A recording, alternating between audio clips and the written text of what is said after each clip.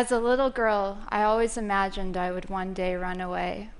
From the age of 6 on, I kept a packed bag with some clothes and cans of food tucked away in the back of a closet.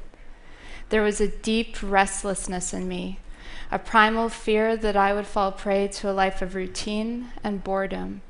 And so many of my early memories involved intricate daydreams where I would walk across borders, forage for berries, and meet all kinds of strange people living unconventional lives on the road.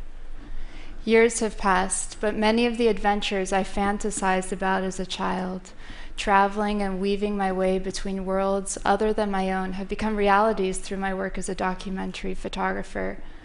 But no other experience has felt as true to my childhood dreams as living amongst and documenting the lives of fellow wanderers across the United States.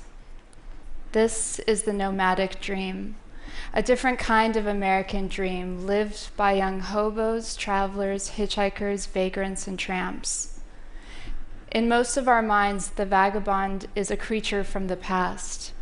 The word hobo conjures up an old black and white image of a weathered old man covered in coal, legs dangling out of a boxcar. But these photographs are in color, and they portray a community swirling across the country, fiercely alive and creatively free, seeing sides of America that no one else gets to see.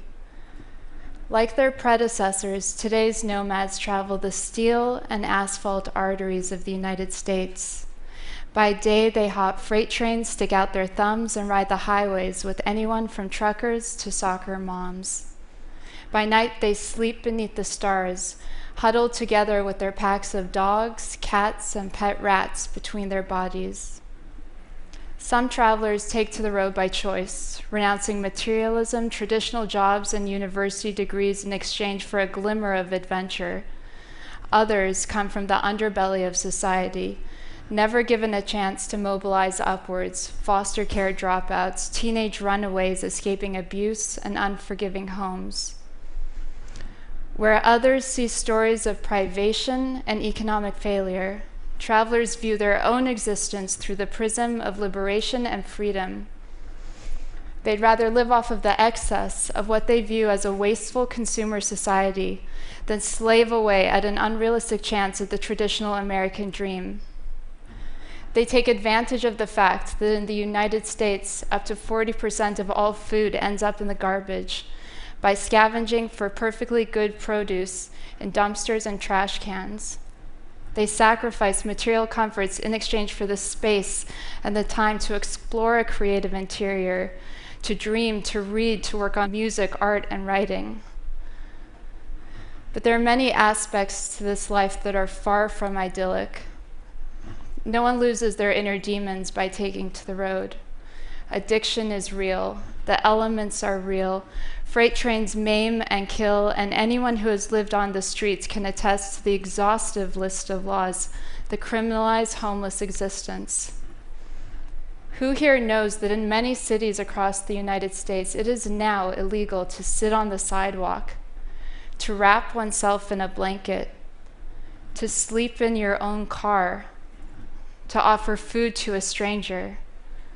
I know about these laws because I've watched as friends and other travelers were hauled off to jail or received citations for committing these so-called crimes. Many of you might be wondering why anyone would choose a life like this, under the thumb of discriminatory laws, eating out of trash cans, sleeping under bridges, picking up seasonal jobs here and there.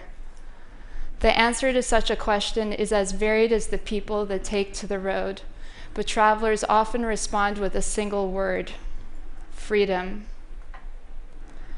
Until we live in a society where every human is assured dignity in their labor so that they can work to live well, not only work to survive, there will always be an element of those who seek the open road as a means of escape, of liberation, and, of course, of rebellion.